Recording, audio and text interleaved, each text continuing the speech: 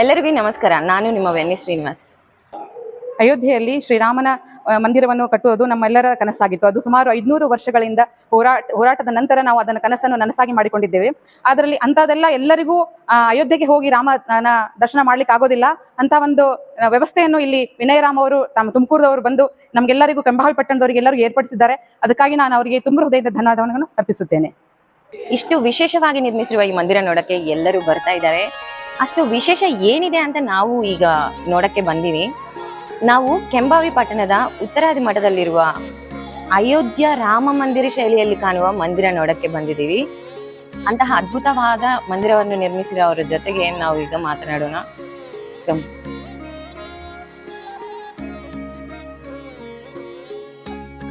ನಮಸ್ಕಾರ ರೀ. ನಮಸ್ತೆ. ಜೈ ಶ್ರೀರಾಮ್ ಮ್ಯಾಮ್. ಜೈ ಶ್ರೀರಾಮ್. ನಿಮ್ಮ ಹೆಸರೇನು? ನೀವು ಎಲ್ಲಿಂದ ಬಂದಿರೋದು? ನನ್ನ ಹೆಸರು ವಿನಯರಾಮ್ ಅಂತ, ತುಮಕೂರು ಡಿಸ್ಟಿಕ್ ಗುಬ್ಬಿ ತಾಲೂಕು ಬಿದ್ರೆಯಿಂದ. ನಾನೊಬ್ಬ ಸಹಾಯಕ ಶಿಕ್ಷಣಕ್ಕಾಗಿ ಕೆಲಸ ಮಾಡ್ತಾ ಇದ್ದೆ.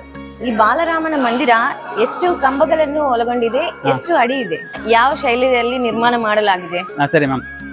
ಇದು ಟೋಟಲ್ 392 ಕಂಬಗಳನ್ನ ಹೊಂದಿದೆ. ಇದು ನೆಲಮಹಡಿಲಿ 160 ಕಂಬ, ಒಂದನೇ ಮಾಡಿ 132 ಕಂಬ, ಎರಡನೇ ಮಾಡಿ 74ರಿಂದ 100 ಕಂಬ ಹೊಂದಿದೆ. ಅದರಲ್ಲಿ 6 ಡಜನ್ ಪಿಲ್ಲರ್ಗೆ ದೇವ್ರುಗಳನ್ನ ಕೆತ್ತನೆ ಮಾಡ್ತಾರೆ. 6 ಡಜನ್ ಅಂದ್ರೆ ಸುಮಾರು 72 ಕಂಬಗಳಿಗೆ ದೇವ್ರುಗಳನ್ನ ಕೆತ್ತನೆ ಮಾಡ್ತಾರೆ. ಒಂದೊಂದು ಕಂಬದಲ್ಲಿ ಸುಮಾರು 16ರಿಂದ 24 ದೇವ್ರುಗಳು ಬರ್ತಿದೆ. ನಾವೀಗ ಫ್ರಂಟ್ ಅಲ್ಲಿ 2 ಕಂಬ ನೋಡ್ತೀವಲ್ಲ, ಇವೆರಡು ಕಂಬ ಸ್ಟ್ರೈಟ್ ಗರ್ಭಗುಡಿ ತನಕ ದೇವ್ರುಗಳನ್ನ ಕೆತ್ತನೆ ಮಾಡ್ತಾರೆ. ಇದು ನಾಗರ ಶೈಲಿಯಲ್ಲಿದೆ. ಅದೇ ರೀತಿಲಿ ದೇವಸ್ಥಾನದ ಗೋಪುರದ ಎತ್ತರ, ನಾವೀಗ ಏನ್ ಕೆಳಗಡೆ ನಾವು ಬಾಲರಾಮ ನೋಡೋದಲ್ಲ, ಆ ಬಾಲರಾಮನ ಮೇಲ್ಭಾಗದಲ್ಲಿ ಒಂದು ಗೋಪುರ ಇದೆ. ಅದರ ಎತ್ತರ ಬಂದ್ಬಿಟ್ಟು 161 ಅಡಿ ಎತ್ತರ ಇದೆ. ಅದೇ ರೀತಿ ದೇವಸ್ಥಾನದ ಉದ್ದ 380 ಅಡಿ ಉದ್ದ ಇದೆ, ಅಗಲ 250 ಅಡಿ ಅಗಲ ಇದೆ. ಇದು ವಿಶ್ವದಲ್ಲೇ 3ನೇಯ ಅತಿ ದೊಡ್ಡ ದೇವಸ್ಥಾನ ಅಂತ ಆಗ್ತಾ ಇದೆ ಮ್ಯಾಮ್. ಇದೆಲ್ಲ ಚೆನ್ನಾಗಿ ಕ್ರಿಯೇಟ್ ಮಾಡಿದಿರಲ್ಲ, ಇದರಿಂದ ನೀವು ಸಮಾಜಕ್ಕೆ ಏನು ಒಳ್ಳೆ ಮೆಸೇಜ್ ಕೊಡ್ಬೇಕು ಅಂತ ಇದೆಲ್ಲ ಮಾಡ್ತಿರೋದು? ಮ್ಯಾಮ್, ಇದು ಅಯೋಧ್ಯ ರಾಮನ ಮಾದರಿಯನ್ನ ಮಾಡಿರೋ ಉದ್ದೇಶ ಬಂದ್ಬಿಟ್ಟು ಒಂದು ಸನಾತನ ಧರ್ಮದ ಬಗ್ಗೆ ಅರಿವು ಮೂಡಿಸ್ಬೇಕು ಅಂತ ಹೇಳ್ಬಿಟ್ಟು. ಸನಾತನ ಧರ್ಮ ಅಂದ್ರೆ ಹುಟ್ಟು ಸಾವಿಲ್ಲದ ಆತ್ಮದ ಅಸ್ತಿತ್ವ ಹೇಳುತ್ತೆ. ಸರ್ವ ಪ್ರಾಣಿಗಳಲ್ಲೂ ಸರಿಸಮವಾಗಿರೋದು ಆತ್ಮ ಒಂದೇ, ಅಂದ್ರೆ ಆತ್ಮದ ಅಸ್ತಿತ್ವ ಹೇಳುತ್ತೆ. ಅದು ಸನಾತನ ಧರ್ಮದ ಬಗ್ಗೆ. ಅದೇ ರೀತಿಯಲ್ಲಿ ರಾಮನ ಅವತಾರದ ಉದ್ದೇಶ ಅಂದ್ರೆ, ರಾಮನ ಅವತಾರ ಏನಕ್ಕಾಗಿದ್ದಂದ್ರೆ ಧರ್ಮ ಶಿಕ್ಷಣ ಮತ್ತೆ ಆತ್ಮಾಜ್ಞಾನದ ಉಪದೇಶಕ್ಕೋಸ್ಕರ ರಾಮನ ಅವತಾರ ಆಗಿರೋದು. ಅದೇ ರೀತಿಯಲ್ಲಿ ರಾಮನ ಆದರ್ಶ ಗುಣಗಳು ಯಾವುದೇ ಜಾತಿಗೆ, ಧರ್ಮಕ್ಕೆ, ಪಕ್ಷಕ್ಕೆ ಸೀಮಿತ ಅಲ್ಲ. ರಾಮ ಬಂದು ಸೂರ್ಯ ವಂಶದವನು. ಸೂರ್ಯ ಸರ್ವರಿಗೂ ಯಾವ ತರ ಬೆಳಕು ಕೊಡ್ತಾನೆ, ಅದೇ ರೀತಿ ರಾಮನ ಆದರ್ಶ ಗುಣಗಳು ಸರ್ವರಿಗೂ ಬೇಕನ್ನೋ ಉದ್ದೇಶ ಇಟ್ಕೊಂಡು ರಾಜ್ಯಾದ್ಯಂತ ಪ್ರದರ್ಶನ ಮಾಡ್ತಾ ಬರ್ತಾ ಇದೀನಿ. 3ನೇ ಪಾಯಿಂಟು, ಸಮಾನತೆಯನ್ನು ಹಂಚುವಲ್ಲಿ ಪಂಚತತ್ವಗಳ ಪಾತ್ರ. ಈ 3 ಮುಖ್ಯ ಉದ್ದೇಶ. 4ನೇದಾಗಿ, ಎಷ್ಟೋ ಜನ ಏಜ್ ಆಗಿರುತ್ತಲ್ಲ, ಒಂದು 90 ವರ್ಷ ಮೇಲ್ಪಟ್ಟ ಏಜ್ ಆದವ್ರಿಗೆ ಅಯೋಧ್ಯೆಗೆ ಒಂದು ಸ್ವಲ್ಪ ಡಿಫಿಕಲ್ಟ್ ಆಗ್ಬೋದೇನೋ. ಅಟ್ಲೀಸ್ಟ್ ಇದು ನೋಡೋದ್ರಿಂದ ಒಂದು ಪುಟ್ಟು ರಾಮನ ಅರಮನೆ ನೋಡಿದ ಮನ್ಸಿಗೊಂದು ಸಮಾಧಾನ ಖಂಡಿತ ಆಗುತ್ತೆ. ಅದೇ ರೀತಿಲಿ ಎಷ್ಟೋ ಜನ ಮಕ್ಳಿಗೆ ಆಗ್ಲಿ ನಮ್ಮಂತವ್ರಿಗೆ ಆಗ್ಲಿ ಇದು ನೋಡಾದ್ಮೇಲೆ ಇದೇ ಇಷ್ಟು ಚೆನ್ನಾಗಿದೆ, ಅದಿನ್ನೆಷ್ಟು ಚೆನ್ನಾಗಿದೆ ಅಂತ ಹೇಳ್ಬಿಟ್ಟು ಓದ್ರು ಸಹ ಹೋಗ್ಬೋದು. ಎಲ್ಲ ಉದ್ದೇಶ ಇಟ್ಕೊಂಡು ಪ್ರದರ್ಶನ ಮಾಡ್ತಾ ಬರ್ತಾ ಇದ್ದೀನಿ ಮೇಡಮ್. ಮತ್ತೆ ಬೈ ಬರ್ತ್ ಆರ್ಟಿಸ್ಟ್, ಮತ್ತೆ ಎಲ್ಲೂ ಕಲ್ತಿಲ್ಲ, ಚಿಕ್ಕ ವಯಸ್ಸಿಂದ ಒಂದು ಕಲೆ ಅನ್ನೋದಿತ್ತು. ಮತ್ತೆ ಬೇಸಿಕಲಿ ಆರ್ಕಿಟೆಕ್ಟ್ ಮತ್ತೆ ಆರ್ಟಿಸ್ಟ್ ಎರಡೂ ಅಲ್ಲ, ಅದು ದೇವ್ರ ಕೊಟ್ಟ ಒಂದು ಕಲೆ ಅಂತೀವಲ್ಲ, ಆ ಒಂದು ಕಲೆಲೇ ಇದನ್ನ ಪ್ರೆಸೆಂಟ್ ಮಾಡ್ತಾ ಬರ್ತಾ ಇದೀನಿ ಮ್ಯಾಮ್. ಇದು ನೀವು ಏನ್ ಮಾಡ್ತಿದ್ದೀರಿ? ಟೀಚರ್ ಆಗಿ ವರ್ಕ್ ಮಾಡ್ತಾ ಇದ್ದೆ.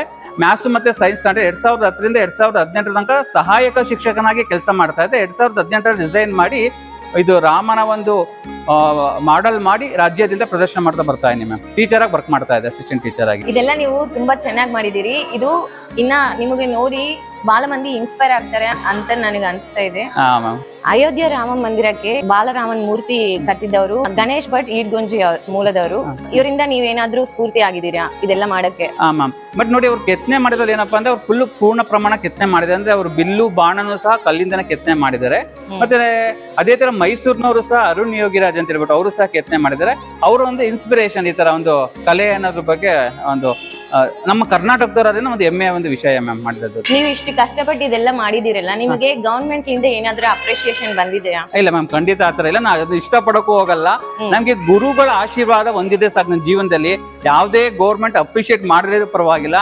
ಗುರುವಿನ ಆಶೀರ್ವಾದ ಯಾರ ಮೇಲೆ ಸದಾಕಾಲ ಇರುತ್ತೋ ಅವ್ನ್ ಗೆದ್ದಂಗೆ ಲೆಕ್ಕ ಮ್ಯಾಮ್. ಒಂದ್ ಜನ್ಮ ಸಾರ್ಥಕತೆ. ಅಂದ್ರೆ ನಂಗೆ ಗುರುಗಳ ಆಶೀರ್ವಾದ ಬೇಕಿತ್ತು. ಸುಮಾರು ಎಲ್ಲಾ ಕಡೆ ಗುರುಗಳ ಆಶೀರ್ವಾದ ಸಿಕ್ಕಿದೆ. ಅವ್ರ ಗುರುಗಳು ಮುಂದೆ ಯಾರು ಅಲ್ಲ ಮ್ಯಾಮ್. ಅದರಿಂದ ನಂಗೆ ಗುರುಗಳು ಗ್ರೇಟ್. ಕೆಂಬಾವಿಯಲ್ಲಿ ಅಷ್ಟೇ ಮಾಡಿದೀರಾ ಮತ್ತೆಲ್ಲನ ಪ್ರದರ್ಶನ ಮಾಡಿದೀರಾ? ಇದು ಮ್ಯಾಮ್ ಇದು ಒಂದೇ ಮಾಡೆಲ್ ಇರೋದು. ಇದು ರಾಜ್ಯಾದ್ಯಂತ ಒಂದೇ ಮಾಡೆಲ್ ಪ್ರದರ್ಶನ ಆಗ್ತಾ ಇದ್ದು. ಬೆಂಗಳೂರಲ್ಲಿ 36 ಜಾಗ ಮಾಡಿದೆ ಇದೇ ಮಾಡೆಲ್ನೇ. ಒಂದ್ ಕಡೆ ಡಿಸ್ಪೆಂಟಲ್ ಮಾಡಿ ಸುಮಾರು ಮಿನಿಮಮ್ 7 ದಿನ ಮ್ಯಾಕ್ಸಿಮಮ್ 48 ದಿನ ಪ್ರದರ್ಶನ ಮಾಡ್ತೀನಿ ಒಂದೊಂದ್ ಕಡೆ. ಬೆಂಗಳೂರಲ್ಲಿ ಒಂದು 36 ಜಾಗ ಮಾಡಿದೆ ಮ್ಯಾಮ್. ಬೆಂಗಳೂರು, ಕೊಪ್ಪಳ, ಅಂಜನಾರಿ ಬೆಟ್ಟ, ಅದೇ ರೀತಿ ಮಂತ್ರಾಲಯ ರಾಯರ ಮಠ, ಮತ್ತೆ ಮೈಸೂರು, ನಂಜನಗೂಡು, ಶೃಂಗೇರಿ ಮಠ, ಹರಿಹರಪುರ ಮಠ, ಉಡುಪಿ, ಪಾಜಕ. ಈಗ ಟೋಟಲ್ ಎಷ್ಟು ಪ್ಲೇಸಸ್ ಅಲ್ಲಿ ಪ್ರದರ್ಶನ ಮಾಡಿದ್ದೀರಿ? 80 ಪ್ಲೇಸಸ್ ಅಲ್ಲ, ಇದು 80ನೇ ಪ್ರದರ್ಶನ ಮ್ಯಾಮ್. ಇದು 80ನೇ ಪ್ರದರ್ಶನ. 80 ಸಂಕಲ್ಪಗಳು ನೀವು ಈಗಾಗ್ಲೇ ಮಾಡಿದಿರಿ.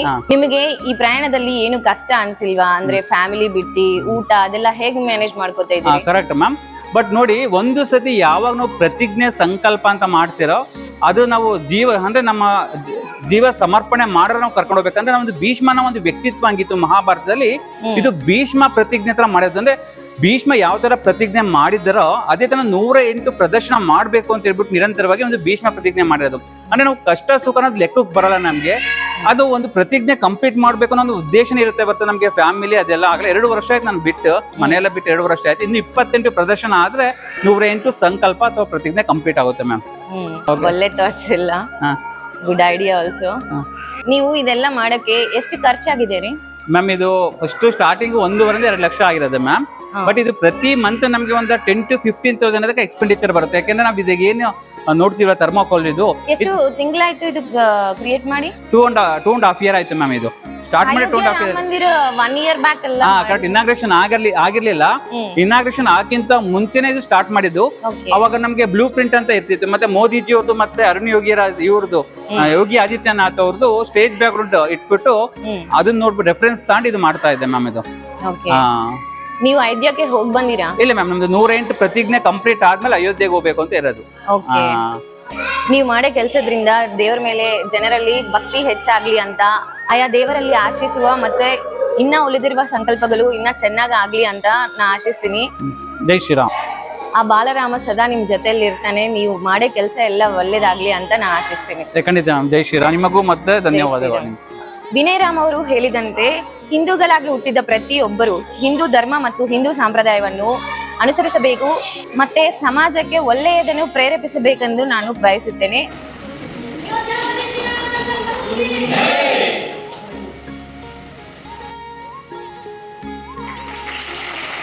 ಕೆಂಬಾವಿಯಲ್ಲಿ ಈ ಅದ್ಭುತವಾದ ಅಯೋಧ್ಯ ಬಾಲರಾಮ ಮಂದಿರವನ್ನು ಪ್ರದರ್ಶನ ಮಾಡಿದ ತುಮಕೂರು ಜಿಲ್ಲೆಯ ಗುಬ್ಬಿ ತಾಲೂಕಿನ ಬಿದರೆ ಮೂಲದವರಾದ ವಿನಯರಾಮ ಅವರಿಗೆ ಕೆಂಬಾವಿ ಮುಖಂಡರಿಂದ ಸನ್ಮಾನ ಮಾಡಲಾಯಿತು. ಇವರ ಮುಂದಿನ ಸಂಕಲ್ಪ ಗುಲ್ಬರ್ಗ ಜಿಲ್ಲೆಯ ಯಡ್ರಾಮಿ ತಾಲೂಕಿನಲ್ಲಿದೆ. ಆ ದೇವರಲ್ಲಿ ಆಶಿಸೋಣ, ಇನ್ನ ಉಳಿದಿರುವ ಸಂಕಲ್ಪಗಳು ಇನ್ನ ಚೆನ್ನಾಗಿ ಆಗ್ಲಿ ಅಂತ. ಜಯ ಶ್ರೀರಾಮ್. ಧನ್ಯವಾದಗಳು.